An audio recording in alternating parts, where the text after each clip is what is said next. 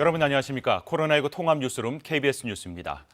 더불어민주당과 정부, 청와대는 부동산 투기 방지 대책으로 모든 공직자의 재산 등록을 의무화하는 방안을 추진하기로 했습니다. 부동산 관련 업무 공직자의 업무 관련 지역 내 부동산 신규 취득도 원칙적으로 제한하고 농지 취득 심사도 강화하기로 했습니다. 개현우 기자가 보도합니다. 더불어민주당과 정부, 청와대는 오늘 국회에서 모여 전체 공직자의 재산 등록을 의무화하기로 했습니다. 나흘 전 국회에서 LH처럼 부동산 정보를 취급하는 공직 유관단체 직원들은 모두 재산 등록을 하도록 한 법안을 통과시킨 데서 한 걸음 더 나간 겁니다. LH 조직 혁신을 위한 방안으론 부동산 관련 업무 공직자의 업무 관련 지역 내 부동산 신규 취득도 원칙적으로 제한하기로 했습니다. 농지 취득 심사와 특별사법경찰제 도입 등 관리 강화 방안도 마련하기로 했습니다. 이해충돌방지법과 부동산 거래 분석원 설치를 위한 부동산 거래 신고법 처리에도 속도를 내기로 했습니다. 이해충돌방지법은 현재 국회 정무위에 계류 중입니다. 이와 관련해 김태년 민주당 대표 대행은 모두 발언에서 3월 중 원포인트 국회를 열어서라도 법안 처리할 것을 국민의힘에 제안했습니다. 오늘 당정협의회 모두 발언에서 김태년 민주당 대표 대행은 투기 부당이익 몰수에서 미진한 부분이 있다고 판단되면 소급 입법에 나서겠다는 점을 분명히 한다고도 강조했습니다. 협의가 끝난 후 민주당 최인호 수석 대변인은 당 최고위에선 소급 입법에 대한 강력한 의지를 내놨다며 앞으로 당정협의에서도 충분히 반영될 것으로 보고 있다고 밝혔습니다. 정부는 내일 부동산 시장에서의 투기 예방, 적발, 처벌, 환수, 전 단계에 걸친 포괄적이고 근본적인 대책을 긴급 공정사회 반부패 정책협의회에서 확정하기로 했습니다. KBS 뉴스 개헌우입니다. 경찰이 경기도청에서 투자 유치를 담당하며 얻은 정보로 부동산 투기를 한 혐의를 받는 전직 간부 등을 불러서 조사하고 있습니다. 또한 광명 신도시 예정지에 투기한 의혹이 있는 전직 LH 직원도 소환해 조사 중입니다. 보도에 김재헌 기자입니다. 오늘 오전 10시쯤 경기도청에서 근무했던 김모 씨가 부인과 함께 경찰에 소환됐습니다. 내부 정보 미리 파악해서 땅 사신 거 아닙니까? 내부 정보 이용해서 거래하시는 거 불법인 거 모르십니까? 김 씨는 경기도청 투자진흥과에서 기업투자 유치 담당 팀장으로 근무했습니다. 그러던 중 2018년 1월 SK건설이 용인시 처인구 원산면 일대에 반도체 클러스터 배정을 요청하는 투자 의향서를 시에 제출한 사실을 알게 됐습니다. 그리고 경기도지사에게 투자 동향 보고를 했습니다.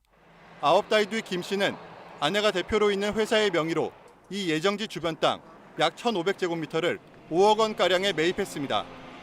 그리고 석 달이 지나 SK하이닉스는 1조 8천억 원을 들여 원산면 일대의 땅을 사서 개발하겠다는 계획을 발표했습니다. 김 씨가 아내 회사 명의로 구입한 땅은 가격이 5배가량이나 뛰었습니다. 경기도는 지난 23일 김 씨가 공무상 비밀로 부당이득을 얻었다고 판단하고 부패방지법 위반 혐의로 고발했습니다. 그리고 이틀 뒤 경찰은 김 씨의 주거지를 압수수색해 휴대전화와 노트북 등을 확보한 상태입니다. 이와 함께 전직 LH 직원 한모 씨도 오늘 오후 1시쯤 경찰에 출석해 조사를 받고 있습니다. 전주에 사는 한 씨는 앞서 소환 조사를 받은 LH 직원 그리고 이웃 주민 등과 함께 3기 신도시 발표 전 광명시 해당 부지의 땅 3천여 제곱미터를 사들였습니다. 이로써 투기 의혹에 연루돼 가장 먼저 수사 대상이 된 전현직 LH 직원 15명 가운데 경찰 조사를 받은 사람은 모두 11명이 됐습니다. KBS 뉴스 김재현입니다. 오늘 국내 코로나19 신규 확진자는 482명으로 집계됐습니다. 검사 건수가 적은 주말인데도 확진자 수가 크게 줄지 않은 것인데 자세한 내용을 재난방송센터 연결해서 알아보겠습니다. 이정훈 기자, 먼저 오늘 발표된 확진자 현황부터 정리해 주십시오. 네, 오늘 신규 확진자는 482명입니다. 어제보다는 다소 줄었지만 사흘째 500명 안팎을 기록했습니다.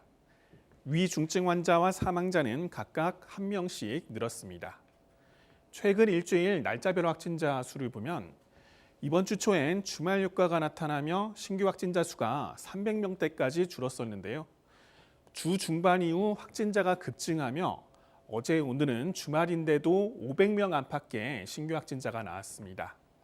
확진자 수가 늘어나는 것도 문제입니다만 감염 경로가 더 걱정스럽습니다. 먼저 감염된 사람과 접촉해 전염된 사례가 전체의 40%에 육박하고 있고요. 특히 조사 중으로 분류된, 그러니까 감염 경로가 파악되지 않은 사례도 26.4%로 나타났습니다. 3차 유행의 절정이었던 지난해 연말의 최고치 28%대에 바짝 다가선 상황입니다. 이 때문에 전문가들은 당분간 확진자가 더 늘어날 수 있다고 전망하고 있습니다. 자, 최근에는 서울, 경기뿐만 아니라 다른 지역에서도 확진자가 늘어나고 있다면서요? 네, 그렇습니다. 국내 발생 신규 확진자를 지역별로 살펴봤습니다. 여전히 수도권에서 70% 가까운 확진자가 집중되고 있는데요. 오늘 특징적인 점은 수도권 내에서 상대적으로 확진자가 적었던 인천에서도 30명대 확진자가 나왔고요. 그 외 지역에선 부산에서 56명이 확진 판정을 받아 지난 1월 16일 이후 가장 많았습니다. 산발적인 집단 감염이 잇따랐기 때문인데요. 먼저 서울 관악구의 직장과 인천 강화군의 합숙 생활 중에 발생한 집단 감염으로 오늘 0시까지 45명이 확진됐고요. 경기 성남시 교회를 비롯해 종교시설의 집단 감염도 최근 다시 늘어나는 추세입니다. 또 부산에선 연제구의 노인복지센터 관련해 확진자가 늘고 있습니다. 이처럼 확산세가 좀처럼 꺾이지 않으면서 방역당국은 원래 오늘까지였던 기존의 거리두기 단계를 2주 연장하기로 했습니다. 이 기간 재보궐선거와 부활절이 있어 감염 확산 우려가 높다는 판단인데요. 5명 이상 사적 모임의 경우 전국에서 계속 금지되고 수도권의 식당과 카페는 밤 10시 이후 영업이 제한됩니다. 지금까지 재난방송센터에서 KBS 뉴스 이정훈입니다. 42명이 한꺼번에 집단 감염된 인천 강화도 방문 판매업체에서 22명이 더 감염됐습니다. 또한 직장과 종교시설, 목욕탕 등 다중이용시설 등을 중심으로 집단 감염이 이어지고 있어 봄 나들이 설을 앞두고 감염 확산 우려가 커지고 있습니다. 보도에 김소영 기자입니다.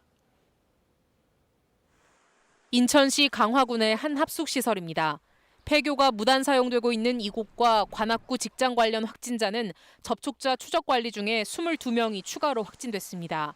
의료기기와 건강보조식품 체험 등을 위한 시설에서 공동생활을 한 것으로 추정됩니다.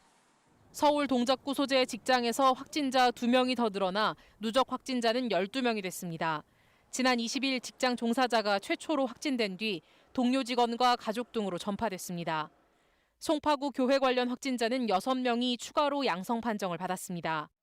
경기도 양평군 목욕탕과 관련해선 사흘 새 누적 환자가 11명으로 늘었습니다. 화성시 가정어린이집 관련해선 16명이 더 늘었는데 원생은 물론 가족과 교사 가족으로까지 전파됐습니다. 수도권 임시선별검사소에서 양성 판정을 받은 신규 확진자는 모두 83명입니다. 오늘 0시 기준으로 집계된 지역 발생 신규 확진자의 18%, 수도권 내 지역 발생 확진자의 26.2%에 해당하는 수치입니다. 현재 수도권에서는 서울 26곳, 경기 69곳, 인천 6곳 등 전체 101곳의 임시선별검사소가 운영되고 있습니다. 어제 하루 코로나19 백신을 맞은 사람은 1,056명입니다. 이로써 지난달 26일 국내에서 백신 접종이 시작된 이후 1차 접종을 마친 사람은 79만 3천여 명, 2차 접종까지 완료한 사람은 5,200여 명으로 집계됐습니다. 1분기 접종 대상자 접종률은 84.3%에 달합니다. 예방접종 뒤 이상 반응으로 의심돼 신고된 사례는 모두 1,300여 건.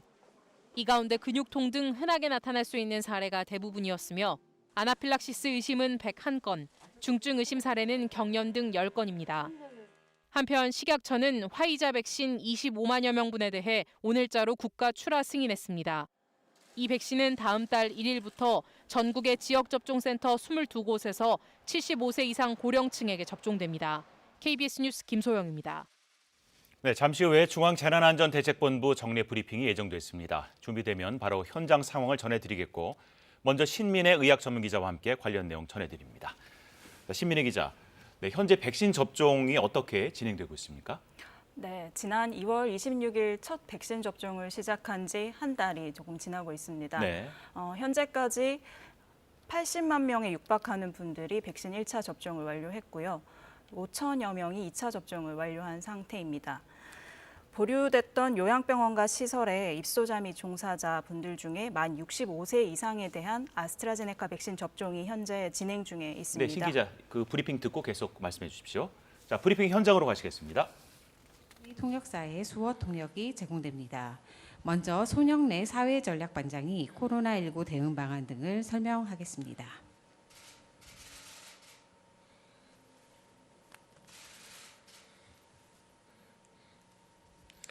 예, 3월 28일 일요일 정례 브리핑을 시작하겠습니다. 오늘 0시 기준으로 국내 발생 환자는 462명이며 해외 유입 환자는 20명입니다. 어제 한 분의 환자가 사망하셨습니다. 사망하신 고인의 명복을 빌고 유가족분들에게도 위로의 말씀을 전합니다. 어제 약 1,000건의 코로나19 예방접종이 이루어졌으며 지난 2월부터 누적된 접종 건수는 약 79만 건입니다. 3월 21일부터 3월 27일까지 지난 1주간의 환자 발생과 유행 상황에 대해 설명드리겠습니다. 지난 일주일 하루 평균 국내 환자 수는 422명입니다. 이는 직전 한 주간의 416명과 유사한 수준입니다. 지난 한 주간 전국 감염 재생산 지수는 0.99로 그 전주의 1.03과 유사한 수준을 보이고 있습니다. 지역적으로는 하루 평균 수도권이 288명, 비수도권이 134명의 환자가 발생하였습니다. 수도권은 여전히 300명 가까운 많은 환자가 발생하는 가운데 비수도권도 부산, 경남권의 유행 증가 등으로 100명 넘게 증가하는 양상이 나타나고 있습니다. 감염 양상에 있어서는 가족, 지인 등의 소규모 접촉과 지역의 집단 감염이 여전히 중요한 감염 경로입니다. 외국인 확진자는 감소 추세인 반면 다중이용시설의 감염이 증가하고 있습니다. 교회, 사우나, 음식점, 유흥시설, 노래방, 실내체육시설 등 다양한 시설에서 감염이 증가 중입니다. 집단 감염 사례를 살펴보면 증상이 있음에도 많은 사람이 이용하는 시설을 방문하거나 출근을 하여 감염이 확산되는 경향이 있습니다. 기침 등 호흡기 증상이나 발열 혹은 미각이나 후각 소실 등 의심 증상이 있는 경우 외출을 하지 말고 출근이나 다중이용시설 이용을 자제해 주시기 바랍니다. 가까운 선별진료소를 방문하여 적극적으로 검사를 받아주실 것을 부탁드리겠습니다. 1월 3주부터 지난주까지 10주째 매일 300명에서 400명대의 환자가 발생하는 정체 현상이 지속되고 있습니다. 확연한 증가 추이가 나타나고 있지는 않지만 일상의 다양한 장소에서 감염이 발생하고 있습니다. 이럴 때일수록 언제 어디서나 기본적인 방역수칙을 준수하는 것이 무엇보다 중요합니다. 특히 이번 4월은 봄맞이 여행과 야외 활동이 증가될 것이며 부활절과 라마단 등 종교 행사도 예정되어 있어 일상에서의 각별한 주의를 부탁드리겠습니다. 코로나19 백신 이상 반응에 대한 휴가 활성화 방안에 대해 설명드리겠습니다. 코로나19 예방접종 이후 나타날 수 있는 면역 반응에 대해 휴가를 부여하는 방안에 대하여 정부는 실태조사와 세 차례의 관계부처 회의를 통해 논의하고 이 활성화 방안을 수립하였습니다. 2월 26일부터 약 6주간 예방접종을 받는 1만 8천 명을 대상으로 질병관리청에서 모니터링을 한 결과 접종자의 32%가 불편감을 호소하였고 이 중 2.7%가 의료기관을 방문한 것으로 나타났습니다. 감염병 예방법에 따른 이상반응 신고 체계를 통해 신고된 이상반응은 전체 접종자의 1.4% 수준이었습니다. 요양병원 20개소를 무작위 추출하여 접종자 5,400여 명을 조사한 결과로는 약 75명, 전체의 1.4%가 이상반응으로 하루 정도의 휴가를 사용하였습니다. 정리하면 예방접종을 받는 3분의 1 정도가 불편감을 느끼고 대략 1, 2% 정도는 의료기관을 방문하거나 휴가를 쓸 정도의 이상 반응이 나타나는 것으로 분석됩니다.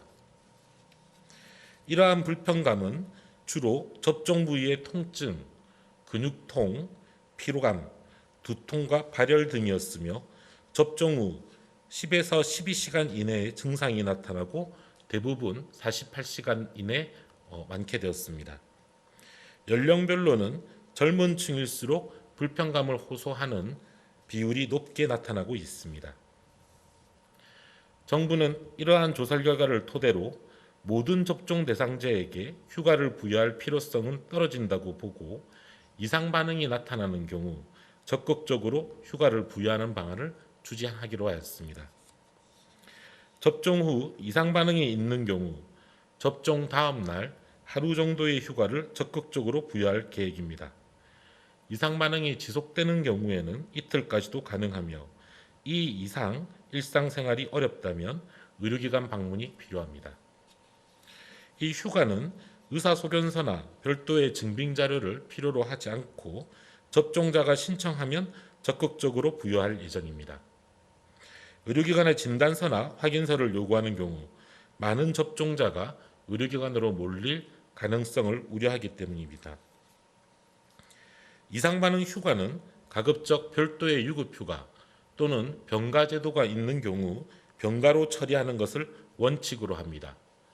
참고로 접종 당일에 접종에 필요한 시간에 대해서는 공가나 유급휴가 등을 적용할 것을 권고합니다. 현재 상반기의 경우 65세 이상 고령층과 함께 보건소 등의 1차 대응 요원, 병원과 요양병원 등 의료기관, 사회복지시설과 사회 필수적인 인력 등에 대해 우선적으로 예방접종이 진행됩니다. 하반기부터는 65세 이하 기저질환자를 중심으로 민간 부분의 접종이 본격화됩니다. 이런 일정에 맞추어 4월부터 접종을 시작하는 노인, 장애인 등 사회복지시설은 각 시설 여건에 따라 병가 또는 유급휴가 등을 활용하도록 할 계획입니다. 이미 접종 중인 요양병원 등 의료기관에 대해서는 병원협회, 요양병원협회 등과 적극 협의하여 이상 반응 시 휴가나 병가 등의 사용을 적극적으로 보장할 예정입니다.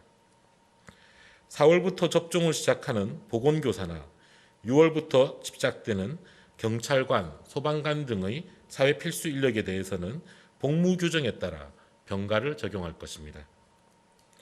상반기에 주로 집중된 공공 부분에 대해서는 인사혁신처, 행정안전부, 기획재정부 등이 주관하여 공공 부분의 세부 지침을 마련하고 각 부처와 지자체 등에서 소관기관과 단체 등에서 이 지침이 준수되도록 관리할 예정입니다. 기업 등 민간 부분에 대해서도 고용노동부에서 사업장 대응 지침을 배포하고 지방고용노동관서에서 관내 사업장을 적극적으로 지도할 예정입니다. 또한 산업통상자원부에서는 대한상의, 경총 등 경제단체와 산하기관, 주요 업종별 협단체들의 협조를 요청할 계획입니다.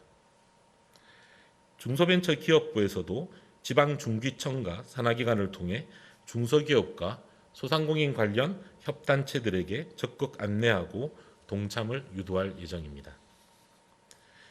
이와 함께 국회에도 백신 휴가와 관련된 감염병 예방법 개정안이 계류되어 있는 만큼 국회에 적극적으로 협력하여 법적 근거를 체계적으로 확립하는 데에도 나서겠습니다. 예방접종을 하고 근육통, 발열 등 이상 반응이 있는 경우 우선 타이레놀 등의 아세타미노펜 계열의 진통제를 복용해 주시고 증상이 심한 경우 하루 정도 휴식을 취하면서 경과를 지켜보는 것이 중요합니다. 이러한 휴가가 원활하게 부여될 수 있도록 정부도 범정부적으로 다각적인 노력을 기울이겠습니다. 국민 여러분들께서도 본인과 가족 등 주변의 안전과 우리 사회의 조속한 일상 회복을 위하여 예방접종을 적극적으로 받아주실 것을 당부드립니다. 오늘 중대본회의는 중앙부처와 대구시, 경상북도의 여러 기초지방자치단체가 함께 참여하였습니다. 지난해 많은 코로나 환자가 발생한 대구 동구는 지속적인 방역 소독과 드라이브스루 선별진료소 운영 등을 통해 방역에 최선을 다하고 있습니다. 올해 2월에도 한 요양병원 종사자가 감염이 확인되자 확진 1시간 만에 재원 환자 전원에 대한 선제 검사를 시행하는 등 재빠른 조치로 추가적인 감염을 성공적으로 방지한 바 있습니다. 경북 포항시에서는 지난해 12월부터 임시 선별검사소 3개소를 설치하고 60여 명 규모의 신속 기동 검체 채취팀을 운영하여 코로나19 검사를 선제적으로 실시하고 있습니다. 또한 지난 10월부터 각 보건소의 역학조사를 위한 인력을 2배로 보강하여 역학조사 역량을 강화하고 지난 1월부터는 지역 내 발생 사례에 대한 심층 분석을 전담하는 조직을 신설하고 대응 역량을 강화하고 있습니다.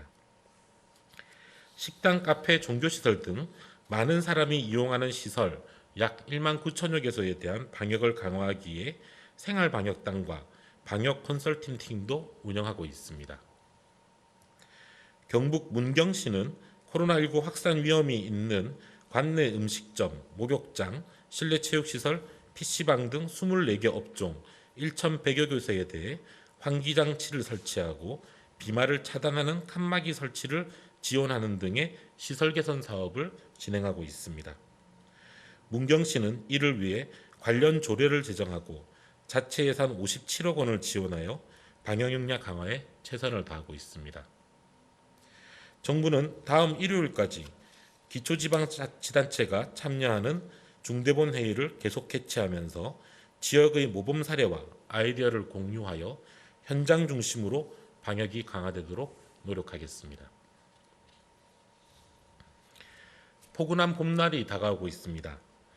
나들이와 야외 활동이 증가하고 있고 장기간에 걸친 거리두기 피로감으로 방역의 긴장감이 완화되는 모습도 종종 보이고 있습니다.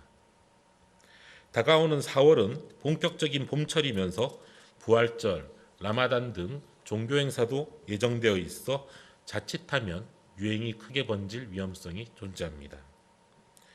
영국과 미국의 변이 바이러스 등 변이 바이러스의 유행이 증가하고 있는 양상을 보이는 것도 심히 우려스러운 부분입니다. 이런 시기일수록 일상 속에서 기본적인 방역 수칙을 철저히 지켜주시는 것이 중요합니다. 많은 사람이 실내에서 밀집되어 있는 곳은 피해 주시고 마스크를 잘 착용하고 손을 잘 씻으면 감염 가능성을 크게 줄일 수 있습니다. 네, 지금까지 중앙재난안전대책본부의 브리핑 함께하셨습니다. 신민혜 기자, 접종한 분들의 32.8%가 불편감을 느꼈고 이와 관련해서 백신 이상 반응에 대한 추가 활성화 방안을 지금 브리핑에서 언급했거든요. 어떤 내용인지 좀 자세하게 전해주십시오. 네, 그동안 백신 접종 후에 열이 난다거나 아니면 전신 근육통이 심해서 네. 일상 근무를 하거나 일상생활을 하는데 어려움을 겪는 경우가 있다고 얘기가 되오고 있었습니다. 예. 그에 대해서 백신 휴가를 부여할 필요성이 있다고 제기가 돼 왔었는데요. 또 지금까지의 예방접종 이상 반응을 모니터링 해본 결과 접종자의 3분의 1 정도가 불편감이 있다고 응답을 했고 이 중에 1에서 2% 정도는 실제로 의료기관을 방문하거나 네. 또는 휴가를 사용하기도 했었습니다. 이에 앞서 브리핑에서 이런 상황들을 감안해서 백신 휴가를 부여하겠다고 밝혔습니다. 백신 휴가는 이상 반응이 나타나서 휴가를 신청한 접종자를 대상으로 하고요. 의사 소견서 등을 요구하지 않고 접종자의 신청만으로 휴가를 부여한다고 밝혔습니다. 네.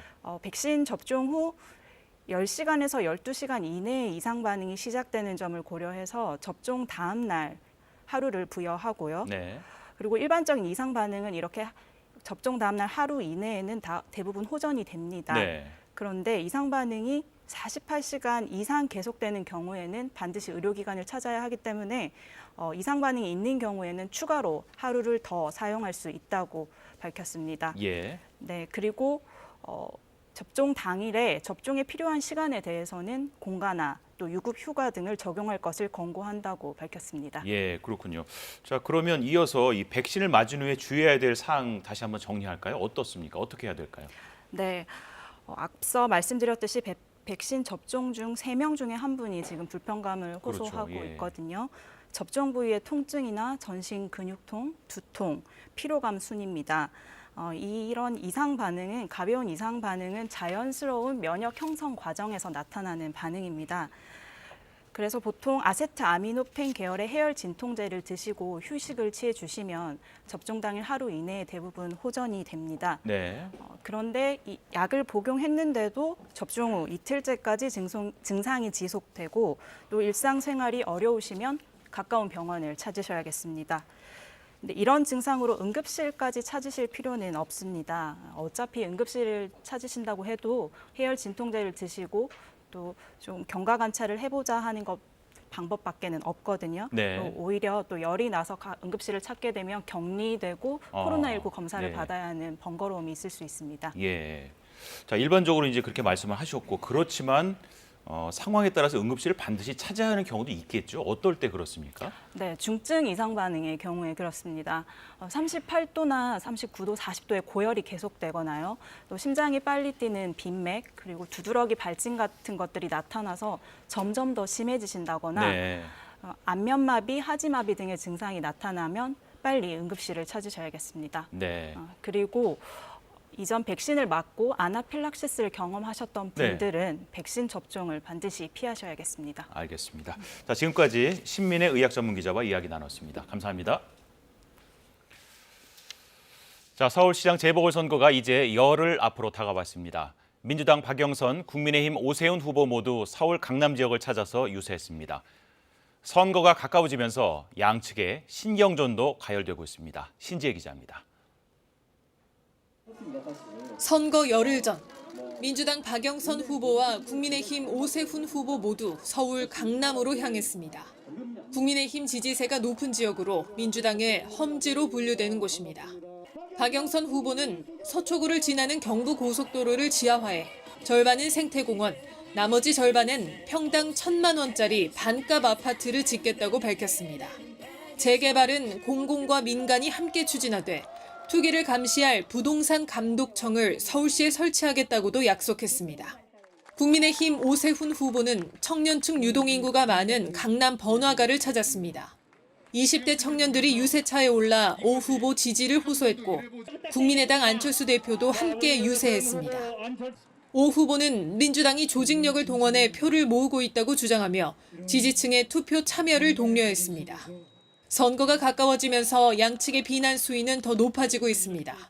민주당은 오 후보가 박영선 후보의 10만 원 재난위로금 공약을 폄훼하고 있다며 발목 잡기로 이익을 보려는 구태 정치에서 벗어나라고 비판했습니다.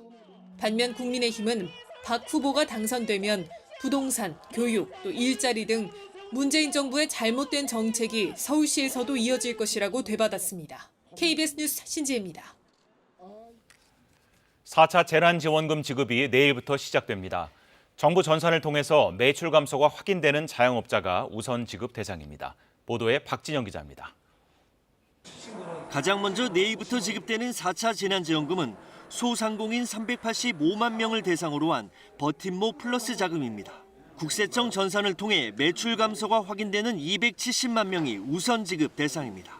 금액은 영업 제한 단계와 매출 감소 정도에 따라 7개 단계로 나뉩니다. 실내 체육시설과 노래방 등 11개 업종에는 500만 원, 학원 등 2개 업종에는 400만 원, 식당, 카페, 숙박, PC방 등 10개 업종에는 300만 원이 지급되는 시기입니다. 매출 감소가 확인되지 않아 따로 증빙이 필요한 소상공인에겐 다음 달 중 지급 절차가 시작됩니다. 특수형태 근로 종사자와 프리랜서 등 80만 명을 대상으로 한 긴급고용 안전자금은 모레부터 지급됩니다. 이미 지원금을 받았던 70만 명이 우선순위로 다음 달 5일까지 50만 원이 입금됩니다. 신규 신청자에겐 100만 원이 지급되는데 심사에 시간이 걸리기 때문에 지급 시기는 5월 말이 될 것으로 보입니다. 이 밖에 법인 택시와 전세버스 기사 11만 5천 명에게 주는 70만 원의 지원금은 다음 달 초 신청을 받아 5월 초부터 지급됩니다. 현금 지원 사업과 별도로 25만 5천 개 규모의 일자리 창출 사업은 다음 달 중순부터 채용 절차가 시작됩니다. KBS 뉴스 박진영입니다. 앞으로는 법원의 명령을 받고도 밀린 양육비를 내지 않으면 운전면허 정지나 출국 금지 조치, 신상 공개와 형사처벌 등 제재가 강화됩니다. 양민철 기자가 보도합니다. 여성가족부는 법무부와 국세청 등 관계부처와 함께 양육비 이행 심의위원회를 열고 양육비 소송 관련 간소화 방안을 논의했습니다. 먼저 법원에 감치명령을 신청할 수 있는 기간을 줄이기 위해 감치 신청이 가능한 양육비 불이행 기간을 90일에서 30일로 단축하는 방안을 추진하기로 했습니다. 현재 감치 신청을 하려면 90일 동안 양육비를 받지 못해야 하는데 이 기간이 너무 길다는 지적에 따른 조치입니다. 또 양육비 이행에 효과를 발휘할 수 있는 감치제도의 실효성을 높이기 위해 양육비를 지급하지 않는 정당한 사유의 입증 책임을 양육비 채권자에게서 지급 의무가 있는 채무자로 변경하는 방안도 검토하기로 했습니다. 이렇게 되면 소송 진행이 빨라질 수 있습니다. 실제로 법원에서 감치명령을 내려도 집행까지 이어진 경우는 10% 정도에 불과합니다. 감치명령의 효력은 6개월이 지나면 사라지는 데다가 주소지에 살지 않는 방식 등으로 지급 의무를 회피하는 경우가 많기 때문입니다. 2015년 양육비 이행관리원이 생긴 뒤 6년 동안 양육비 미지급으로 접수된 건수는 23,100여 건인데 이 중 실제로 양육비가 지급된 건수는 6,680건에 불과합니다. 이렇게 낮은 이행률을 높이기 위한 조치로 오는 6월부터는 양육비를 주지 않으면 운전면허가 정지될 수 있습니다. 또 출국금지와 신상공개, 징역 1년 이하나 1,000만 원 이하의 벌금형 등 형사처벌까지 가능해집니다. 김경선 여가부 차관은 양육비 이행 확보는 아동의 생존권과 건강하게 성장할 권리 보장을 위한 최소한의 장치라며 장기간의 소송 기간을 단축하고 절차화를 간소화하기 위한 방안을 계속 추진해 나가겠다고 밝혔습니다. KBS 뉴스 양민철입니다. 미국 로스앤젤레스에서 아시안 증오범죄 근절을 촉구하는 대규모 거리 행진과 시위가 열렸습니다. 또한 샌프란시스코에서도 평화 시위와 행진이 이어지는 등 미국 곳곳에서 아시아인에 대한 증오범죄 중단 시위가 열렸습니다. 로스앤젤레스에서 이영현 특파원입니다. 현지 시간 토요일 오전 로스앤젤레스 한인타운에서 아시안 증오범죄 근절을 촉구하는 대규모 평화 시위가 열렸습니다. 참가자들은 아시아인에 대한 증오를 멈추라는 구호를 외치며 도로를 행진한 뒤 집회를 열고 증오 범죄와 인종차별을 없애기 위해 계속 노력할 것을 다짐했습니다. We can no longer remain silent in the face of racism.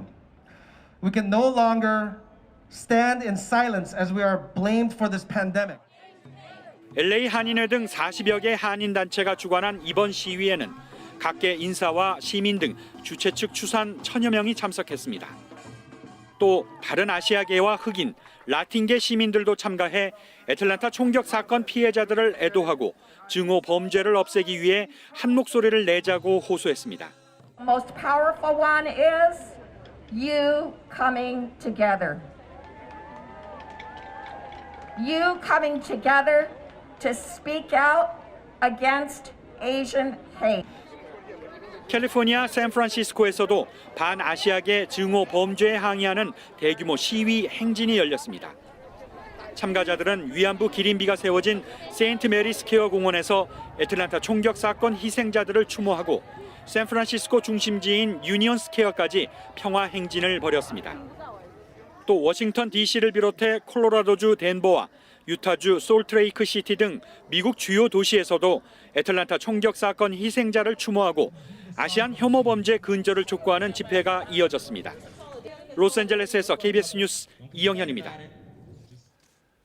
앞으로는 음주운전이나 무면허 사고를 내면 보험 처리를 받지 못할 것으로 보입니다. 국토교통부는 음주운전 등 12대 중과실 사고를 낼 경우 피해자에게 지급된 보험금 전액을 가해자에게 청구할 수 있도록 법 개정을 추진한다고 밝혔습니다. 현재 보험사가 음주사고 가해자에게 청구할 수 있는 사고 부담금은 의무보험의 경우 대인 피해 최대 1,000만 원, 대물 피해 최대 500만 원입니다. 국토부는 금융위 등과 협의를 거쳐 올 상반기 중에 관련법 개정안을 발의할 계획입니다. 휴일인 오늘 흐린 날씨가 이어지고 있습니다. 오늘 밤부터 내일 새벽 사이 중부지방엔 또 비가 내리겠는데요. 수도권과 영서, 충청과 호남 지역엔 5mm 미만의 비가 조금 내리겠습니다. 내일은 황사의 영향으로 미세먼지 농도가 높겠습니다. 일시적으로 매우 나쁨 단계까지 높아질 가능성이 있고 비가 내리는 지역에서는 황사가 섞여 내리는 곳도 있어 유의하셔야겠습니다. 내일 아침 서해안 지역엔 안개가 짙게 끼겠습니다. 새벽에 비가 그치면 전국에 가끔 구름이 많겠고 강원 영동과 경북 산지에선 바람이 매우 강하게 불겠습니다. 아침 기온은 서울이 7도, 부산이 12도로 오늘과 비슷하겠습니다.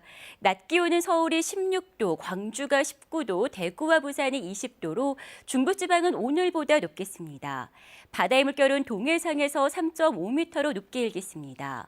내일부터 낮 기온이 오르면서 점점 따뜻해지겠습니다. 기상정보였습니다.